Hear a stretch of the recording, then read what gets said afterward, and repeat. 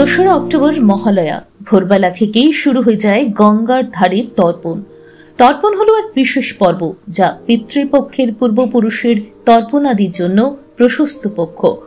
মহালয়ার পুণ্য প্রাতে তর্পণে কি বা লাভ? শাস্ত্রমতে ও লোককথা বিশ্বাস বলে তৃপ্তিদানী তর্পণের মূল কথা। পরলোকগত প্রিয়জনের আত্মার তৃপ্তি সাধনে উত্তর পুরুষের জল দানের যে রীতি, তাই তর্পণের মূল। মহালয়া ছাড়াও এই পক্ষ আরো বিভিন্ন নামে পরিচিত, যেমন শোলা শ্রাদ্ধ, মহালয়া পক্ষ, পিতৃপক্ষ, জিতিয়া, কানাগাত এবং অপর পক্ষ। যাদের পিতা জীবিত আছেন তারা তর্পণ করতে পারেন না, কারণ তর্পণ করা বলতে বোঝায় মৃত পূর্বপুরুষগণকে জল দান করা। তর্পণ করার অন্যান্য দিন থাকলেও মহালয়ার দিন তর্পণ করাকে বিশেষ শুভ বলে ধরা হয়, কারণ আশ্বিনের কৃষ্ণ পক্ষের তিথিকে বলা হয় মহালয়া। মহালয়া মানে দেবী পক্ষের সূচনা। এই দিনে পিতৃপুরুষেরা পিত্রালয়ে ফিরে যান, তাই তাদের জল নিবেদনের জন্য মহালয়া দিনটি পুণ্যলগ্ন। আমরা সকলেই জানি 12 মাসে মোট 28 পক্ষ, তার মধ্যে পিতৃপক্ষ, দেবী পক্ষ হল অন্যতম ও গুরুত্বপূর্ণ পক্ষকাল। আশ্বিনের কৃষ্ণ পক্ষকে মহালয়া বলা হয়ে থাকে।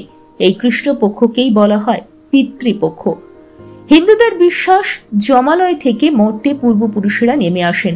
তাদের তুষ্ট করার জন্য শ্রাদ্ধের আয়োজন করার রীতি রয়েছে এদিন। শুধু তাই নয়, পিতৃপক্ষের উল্লেখ রয়েছে মহাভারতেও। সাধারণত পিতৃপক্ষ চলে টানা 16 দিন ধরে। এই বিশেষ তিথিতে রীতি মেনে শ্রাদ্ধ তর্পণ করা হলে পূর্বপুরুষরা প্রসন্ন হয়ে আশীর্বাদ বর্ষণ করে থাকেন।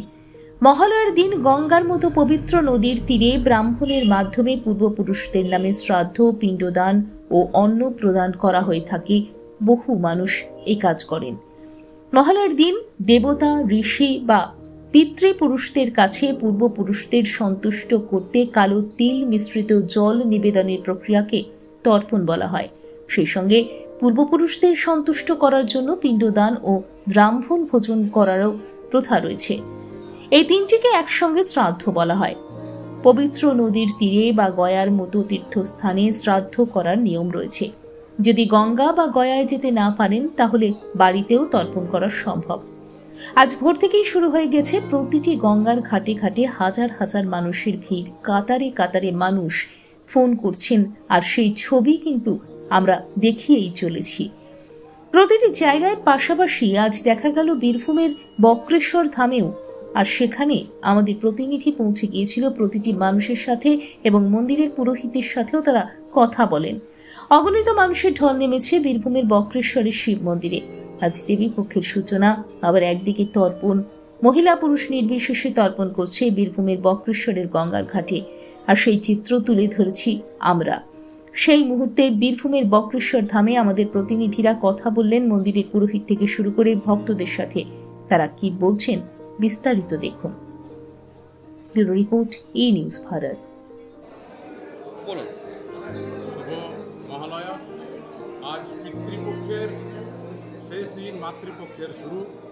আমাদের এই বক্রেশ্বর ধামে অগণিত ভক্ত সমাগম হয়।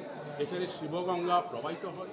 প্রত্যেকে আপনার শিবগঙ্গায় স্নান করে বাবার মাথায় ফুল বেলপাতা চাপিয়ে আজকে তর্পণ শুরু করেন।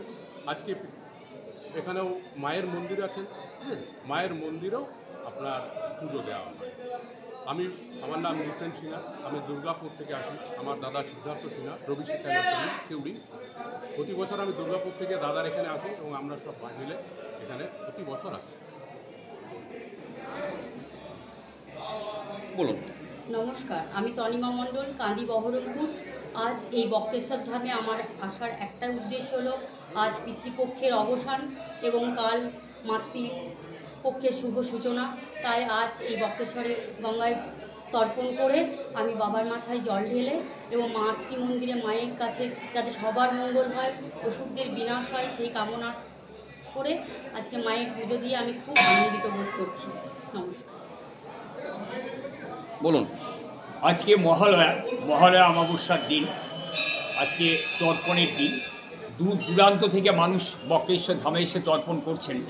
আমাদের বক্রেশ্বরের শিব মন্দিরের পাশে যে শিব গঙ্গা রয়েছে, সেই শিবগঙ্গায় হাজার হাজার মানুষ এখানে এসে তর্পণ করছেন। সেই তর্পণ করার পরে মন্দিরে দর্শন পুজো করে তারপর ওরা বেরিয়ে যাচ্ছে। দেবীপক্ষ শুরু হয়ে যাচ্ছে, দেবীপক্ষ সূচনা হয়ে যাচ্ছে। সুতরাং আজকে তর্পণের একটা বিশেষ আয়োজন বক্রেশ্বরে রয়েছে, পুলিশি ব্যবস্থাটাও আমরা রেখেছি এবং সুন্দরভাবেই চলছে, ভিড়টাও চোখে পড়ার মতো রয়েছে। আপনার নাম? আমার নাম দেবনাথ মুখার্জি, আমি বক্রেশ্বর মন্দিরের একজন সেবায়িত। দিন আজকে পিতৃপক্ষের অবসান ঘটিয়ে কাল থেকে দেবীপক্ষের সূচনা হচ্ছে। বহু দূর দূরান্ত থেকে মানুষ এখানে আসছেন, যারা তর্পণ করছেন। তর্পণের জন্য অনেক ভিড়ও জমা হয়েছে এখানে। আমাদের এই সামনে যেই শিবগঙ্গা আছে, সেই শিবগঙ্গায় সবাই তর্পণ সারছেন। আগামীকাল থেকে দেবীপক্ষের সূচনা, আজকে পিতৃপক্ষের অবসান।